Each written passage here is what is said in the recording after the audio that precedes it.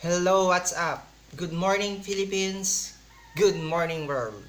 Nandito na naman po tayo ulit-ulit para mag-comment at mag-react dito sa nakalkal kong video tungkol sa pahayag ni late Miriam Defensor Santiago about sa most dangerous man in the Philippines. Pakinggan natin.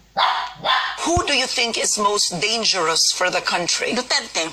Why is that? Right now, his most trusted man, Pastor Kibuloy of Davao City, has already announced that Totoo nga ba ang sinasabi ni Miriam Defensor Santiago? Which is, sa ngayon is, I think, parang totoo. At yun nga dahil dito sa kaso ni Duterte sa ICC at yung mga pagbabantang magkakagulo pag inaresto siya, parang isa na to sa nagpapatunay na isa nga sa most dangerous man in the country. if the elections don't turn out Duterte, he is going to personally lead a revolution. What kind of talk is that?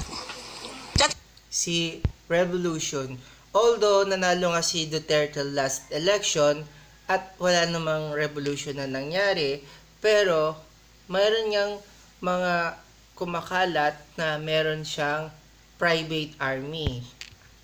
It's almost seditious. And this is from a man of the cloth. Who close to the CIA? Seditious. Ang ibig sabihin ng seditious, inciting or causing people to rebel against the authority of the state or monarch. I'm curious if his closeness with the NPA brings us into peace talks or to resolve the issue with the NPA, wouldn't that... So, ibig sabihin, close sa NPA si Duterte. O, tapos, may kumakalat na nangunguha ng baril si Duterte, Sara and si Rodrigo doon kay Apollo Kibuloy.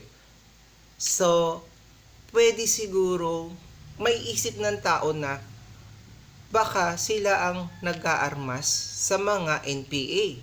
Diba? Kung ang sabi niya, this is from the man of a cloth, ibig sabihin, galing sa isang pari ang ganong pahayag. Anong nangyayari?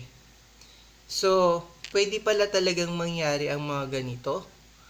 Totoo nga ba ang sinabi ni Miriam na dapat talaga nating katakutan ang mga Duterte? Pwede ba kaya silang maaresto? Alam ko may pagkakaiba ang presidente at ang justice. Alam ko hiwalay yan eh. Ano kaya ang mangyayari? Mauhuli kaya si Duterte? Yan ang abangan natin.